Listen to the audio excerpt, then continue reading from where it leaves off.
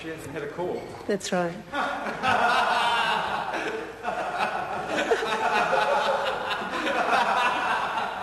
Excellent.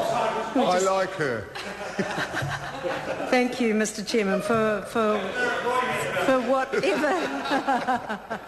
whatever reason. Thank you, Mr. Chairman, for the call. I'll accept any of those reasons.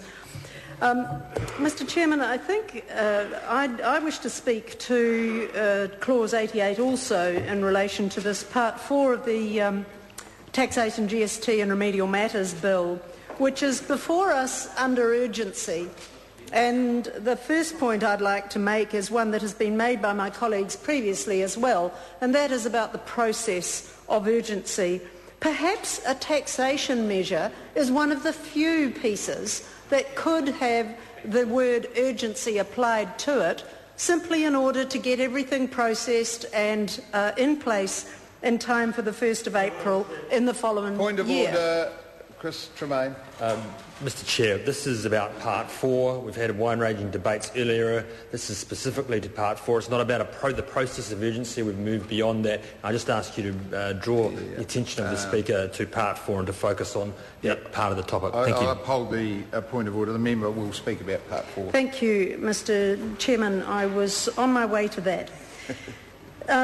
Clause 88 could be an example of one of two things.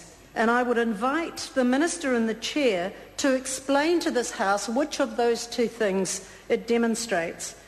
One, it could demonstrate a shambles of consultation amongst ministers, in that what is apparent in Clause 88 in the first instance, given that it talks about the benefit of accommodation, and 1B under number 2, in Clause 88 says the market value of the following benefits provided to a person is income of the person if the benefit is provided in relation to an office or position held by them, A, the provision of accommodation, B, the provision of an accommodation allowance instead of accommodation.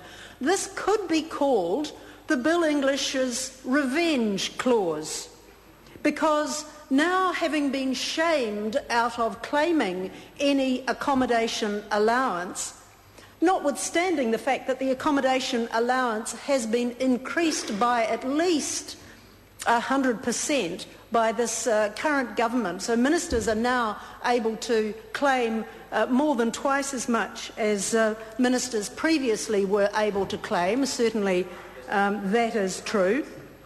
It is absolutely true, and I can demonstrate it from the amounts that I was able to claim as a minister. It is completely true. I believe they're able to claim something in the vicinity of 37.5 or something of that sort.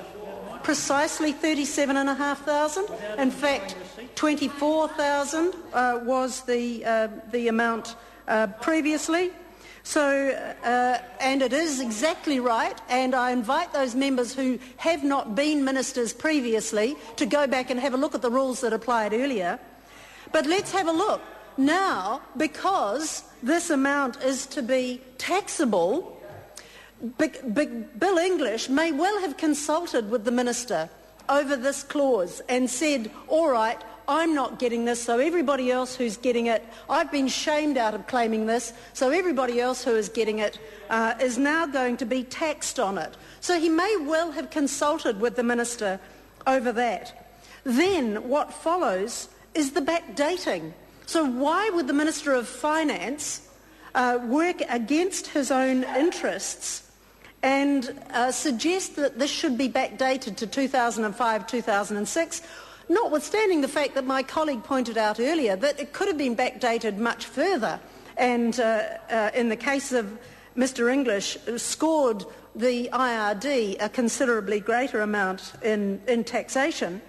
Or was in fact the other reason that the Minister and the Chair might have to answer to, the fact that that clause, the backdating clause, was simply inserted to throw us off the track, to distract us from the purpose, which was to make these accommodation benefits taxable, which was something that Bill English clearly wanted to exact in revenge for the fact that he was shamed because of his own duplicity and manoeuvring into not claiming the housing, the accommodation allowance previously.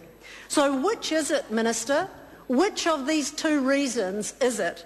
Is it that consultation amongst ministers is shambolic, as we always suspect is the case, that the right hand doesn't know what the other right hand is doing in this national government, or is it to throw us off the track? Chris,